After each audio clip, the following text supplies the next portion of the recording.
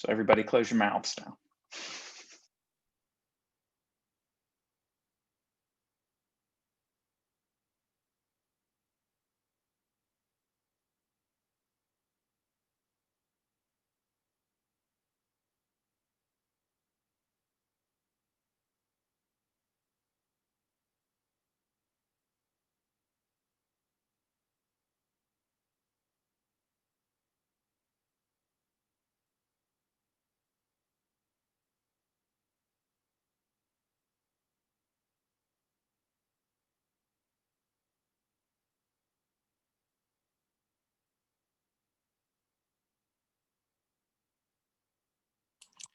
Reminder to sign in on the attendees list and start adding stuff to the agenda.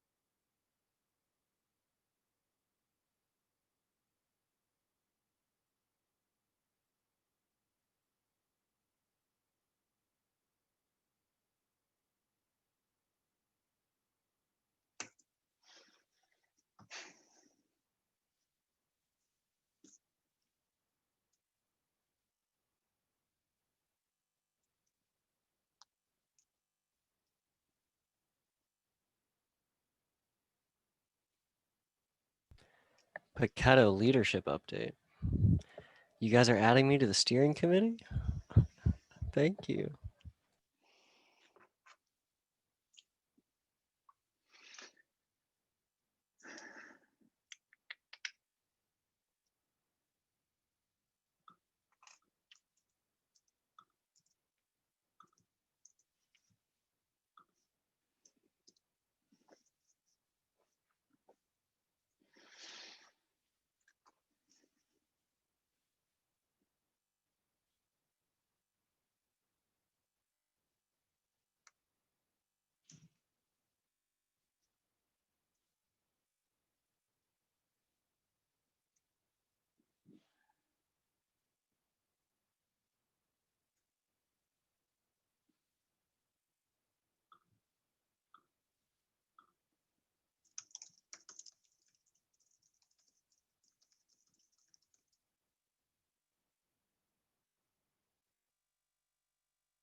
Why don't we go ahead and get started, Stephen? All right, you want to kick us off?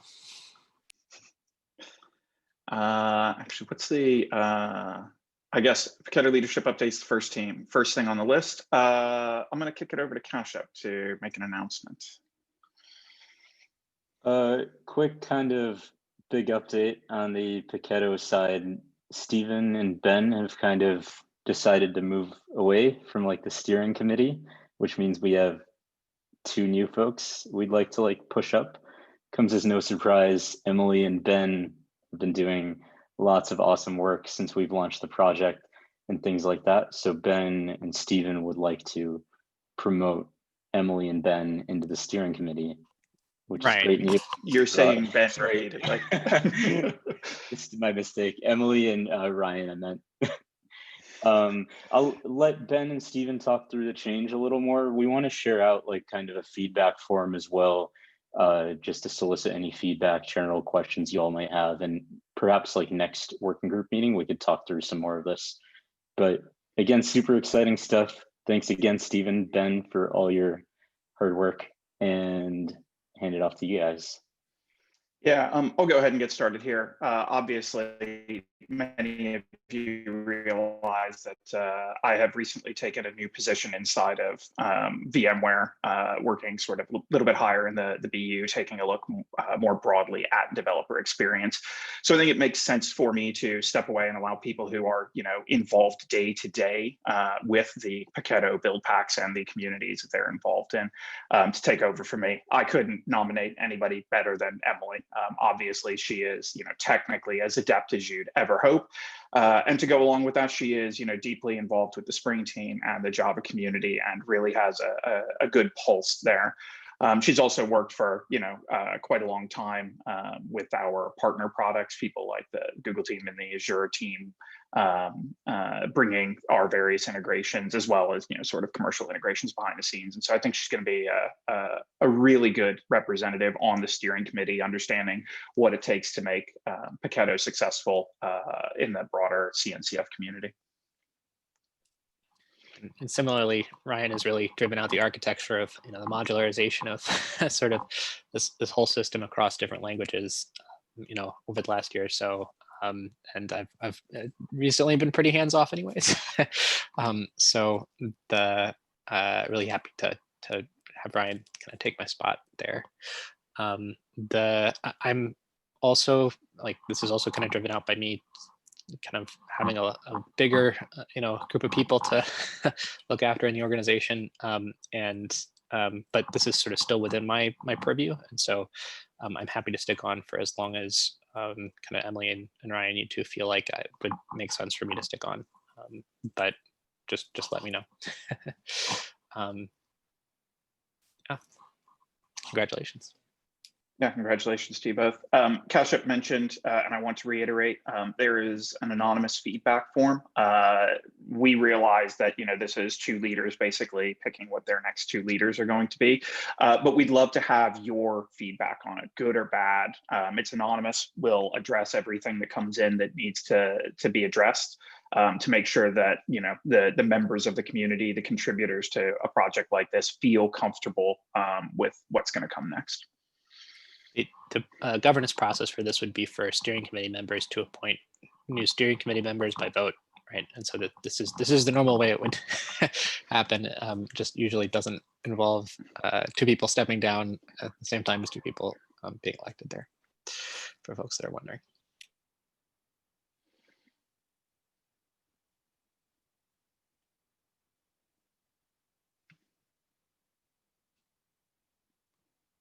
I think that's it. And we can move on to the next bit, Stephen, since you actually run this meeting normally. I guess I do. Next thing is review outstanding project level RFCs. It doesn't feel like I run this meeting because I've been on vacation since the last one.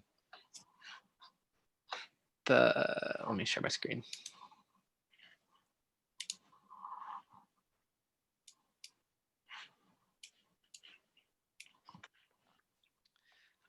So first thing we have is dependency library RFC from Marty. I think this was discussed in the last meeting and there wasn't too much feedback around it. I think it's just waiting for approval now, if I understand correctly. We should add the new steering committee members. I can do that now.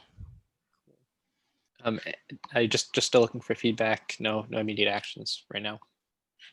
Feedback, reviews, either one, yeah. Sounds good. Next on the list is proposed Go HTTP function build pack. Is this on the agenda today to talk about? See, Matt, you put a link there, so yep. So I'm going to skip over that until we get to it down the list. Docker Hub distribution. I don't think that there was anything that was blocking this. I just have to go through a lot of the Buildpacks and open issues to say this is what needs to be done. Awesome. Looks like it's got approvals and everything too. So this can get merged. Proposal to create Paketo project programming style guide. Looks like this has some feedback. Do we have Frankie here? Yeah, I've been out for a minute, so I do see that people have added some feedback, haven't addressed any of that yet. Sounds good. Just looking for more feedback, and you're going to address the stuff that's already there. Cool. And that's it for project level. Grab the link to the language level ones.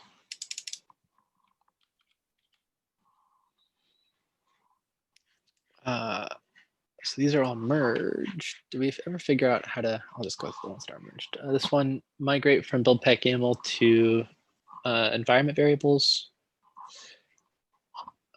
Arjun, any updates there? I don't believe there are any unresolved issues. They're just waiting for the merge from the maintainer. Cool. I'm gonna go through these kind of quickly.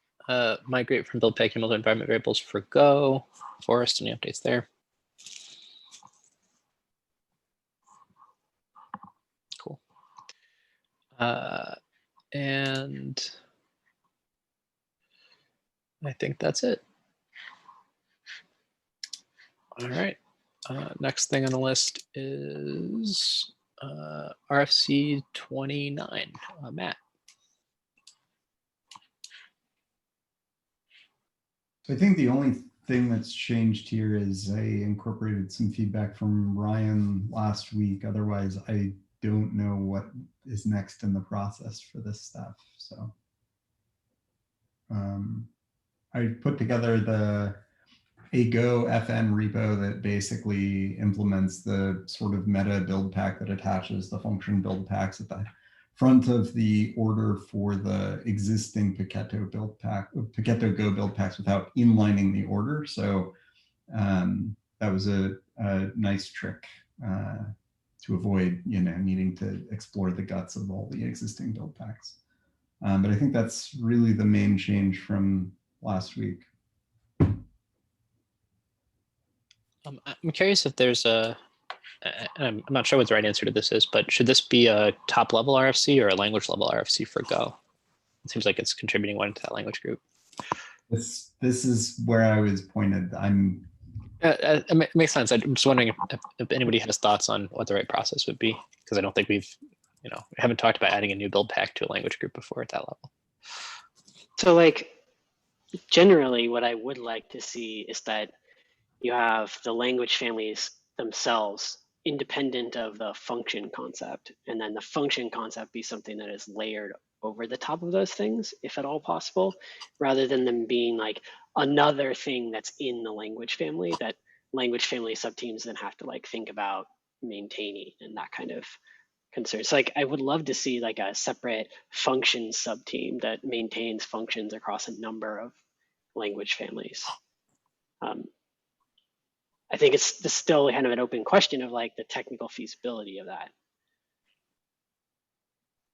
Right. So, I mean, I think every one of the function build packs is going to need deep language expertise that,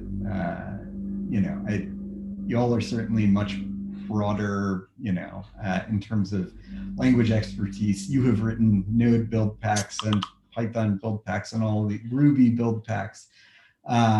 Right. So, I mean, part of the reason I started with Go here was that is where I can pretend to be a language expert, not because, yeah.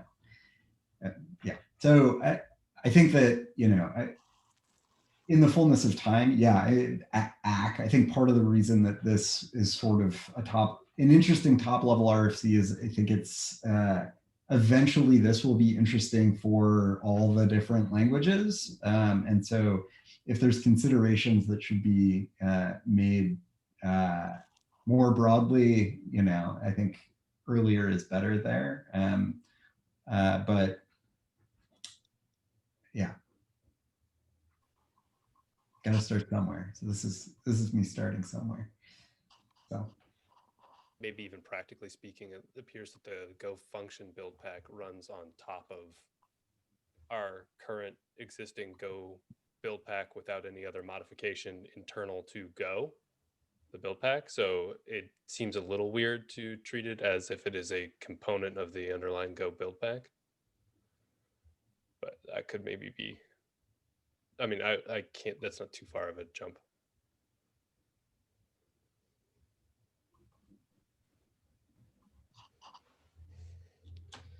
I think for some of the other languages, especially those that are dynamic languages, I think there was a question of whether or not the function build packs themselves would be able to do anything if they couldn't look at, say, some of the function signatures of what the node code base was providing. In which case, like you might need node in order to do the inspection itself.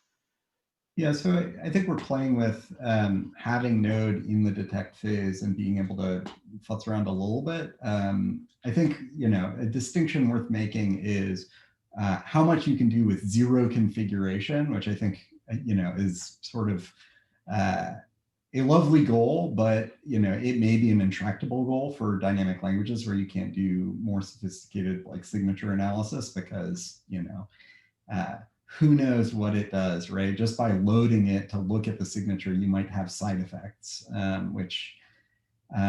yeah. So it is possible that some amount of configuration will be needed in certain language contexts, but at least for Go, I think we've been able to get pretty far with some of the language libraries in terms of being able to have effectively zero configuration in the sort of default case, but having configuration to customize aspects of how it works. So, which package and function name, for instance, get wrapped are configurable things. It can default to a particular package and function name if none are specified, given the ability to do that detection. So, so yeah, I mean, it may make sense to define sort of conventions for the kinds of environment variables or whatnot that are used across languages. It's sort of like there have been some conversations about like BP, foo, target sort of variables or whatnot, and at least that was discussed last time a little bit. But having conventions around that, I think, is one thing to possibly consider, and then keying off of those variables in the function build packs. It's sort of a hacky detect method to be like, oh yeah, this environment variable was set. I am going to say, yeah, I detected it, right? But that is what virtually every existing function build pack does. I mean, so Riff had riff.toml, the Google build packs use Google function target. Well, the Red Hat ones don't use environment variables. They package each as its own builder. So I think their detect is just, been true or whatever. But yeah, so I think that, yeah.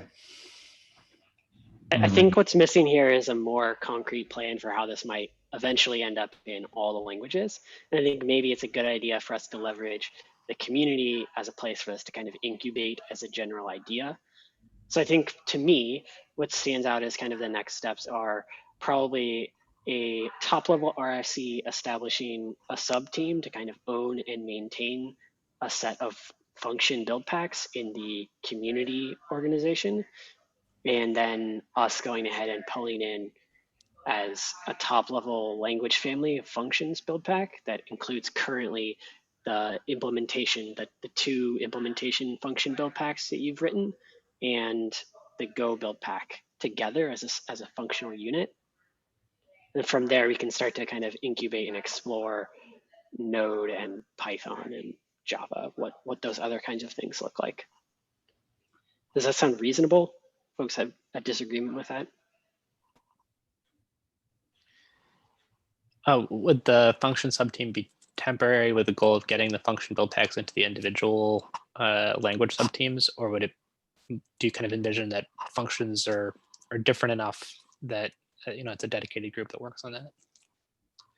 I think at this point it's kind of dependent upon what we learn, right? We may learn that like we can accomplish this as kind of an orthogonal concern for all the different language families, and it may make sense to have a separate sub-team that's capable of maintaining those across a number of languages. We also might learn that, it's way better to have them like highly integrated with the language families themselves, in which case like those things would probably be adopted all the way up into their, language family build pack proper. But I don't know, from what I'm hearing right now, it sounds like we need more information before making a decision like that. So that subteam is kind of like a SIG or something. Just yeah, that makes sense. Well, I agree that there are some like cross-cutting concerns. I don't know if I see it as so different from the cross-cutting concerns that we have for applications, right? Like we do want some standard top level plan for how the configuration would be standardized. But in my mind, it makes sense as an end goal to have it be part of the language families.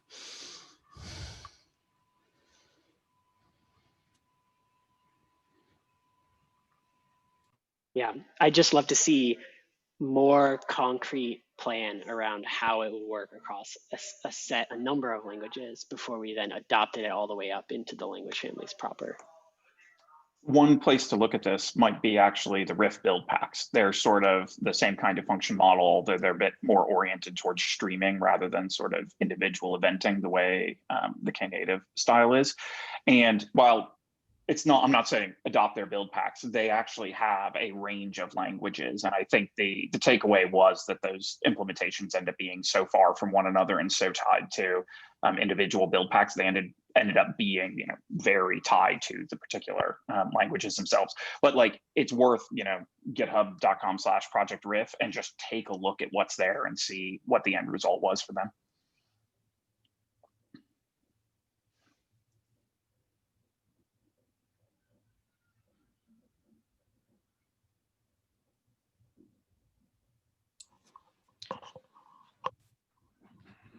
All right, so do we have any next steps on this one? Is it maybe Emily and Ryan, you want to take a look and thumbs up, thumbs down, add feedback on GitHub, and kind of keep this moving along? Cool. All right, anything else on that? Next thing is Paketo Slack DNS questions from the CFF. This is me. I'm more of a messenger here. I'm not quite sure I understand the request, but figured I'd bring it up. I think Ryan maybe set up the Paketo Slack instance originally. Stephen, I think you're on that thread. Could you summarize this sort of request here so we could figure out what we need to do exactly? Yeah, I think our TLS certs for all the Paketo domain and subdomain stuff are managed by GitHub Pages, except for slack.paketo.io, which is like an app on PWS, and PWS is going to go down soon. So they were going to offer to move it for us, but wanted an SSL cert for slack.paketo.io. So I think there are a bunch of ways we could deal with this. We could just do it on GitHub Pages with I think it's just a static link, like it's just a redirect. So we could do it on GitHub Pages with a meta refresh or something silly if we really wanted to not have to deal with it. But that's going to go down soon, so we should think about what we want to I do. thought that app, the slack.paketo.io app, was actually running on a cloud run somewhere in a GCP instance. The CFF thinks it's running on PWS, so it's not. It's running on Cloud Run. And I think that solves their problem. I'm pretty sure. Great. So is the answer here just we don't need to do anything? Yeah, I think that's right. Perfect. Thank you.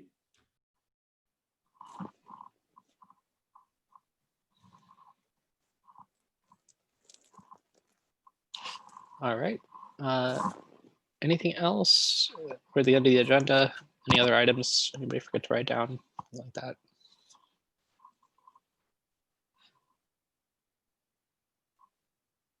Then I think that's it. Thanks, everybody.